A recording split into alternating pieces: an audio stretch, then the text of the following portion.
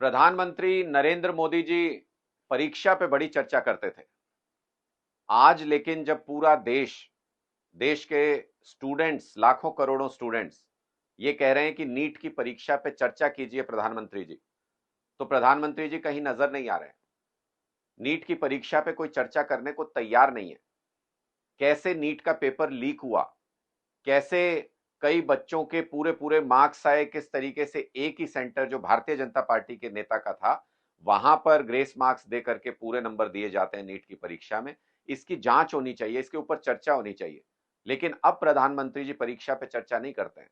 उन्होंने तो एक ऐसे व्यक्ति को देश का शिक्षा मंत्री बना दिया है जो परीक्षा के बारे में सोशल मीडिया पर आज तक जिसने एक शब्द नहीं लिखा। और जब सारे देश के अंदर यह चर्चा होने लगती है कि शिक्षा मंत्री शिक्षा के बारे में ही बात नहीं करता, तब जाके उनके मुंह से पहले शब्द निकलते हैं नीट की परीक्षा में हुए घोटाले के बारे में, नीट की परीक्षा में हुई धांधली के बारे में। उन्होंने इन्हीं धर्मेंद्र प्रधान को हरियाणा के अंदर चुनाव का प्रभारी बना के भेज दिया। हरियाणा के युवाओं की नजर में धर्मेंद्र प्रधान शिक्षा मंत्री के तौर पर पहले से ही विलेन बन चुके हैं। उनका भविष्य बर्बाद करने वाले व्यक्ति के रूप में हरियाणा के स्टूडेंट्स उनको जानते हैं। और ऐसे व्यक्ति को आपने हरियाणा में चुनाव प्रबंधन के लिए भेज दिया। अरे शिक्षा मंत्री से शिक्षा का उद्धार कराइए, शिक्षा व्यवस्था को दुरुस्त कराइए। उनको चुनाव लड़ाने की मशीनरी में इस्तेमाल करना यह दिखाता है कि भारतीय जनता पार्टी की प्राथमिकता कभी भी शिक्षा नहीं है। भारतीय जनता पार्टी की प्राथमिकता हमेशा से चुनाव रहा है और वो चुनाव के लिए युवाओं का, स्टूडेंट्स का भविष्य भी दांव पर लगा सकते हैं। इसलिए धर्मेंद्र प्रधान जी, हरियाणा के चुनाव प्रभारी आपको बनाया गया है।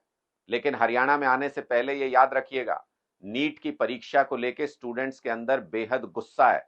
नीट की परीक्षा में क्या घपला हुआ, क्या धांधली हुई, भारतीय जनता पार्टी के कौन से नेताओं का इसमें हाथ है, किनकी सरपरस्ती में ये पूरा का पूरा षड्यंत्र रचा गया नीट की परीक्षा को लीक करने का, पेपर को लीक करने का। इसकी जांच करवाने के बाद स्टूडेंट्स के लिए कोई जवाब लेके हरियाणा आइएगा, वरना आपका स्वागत हरियाणा के स्टूडेंट्स बिल्कुल नहीं करेंगे।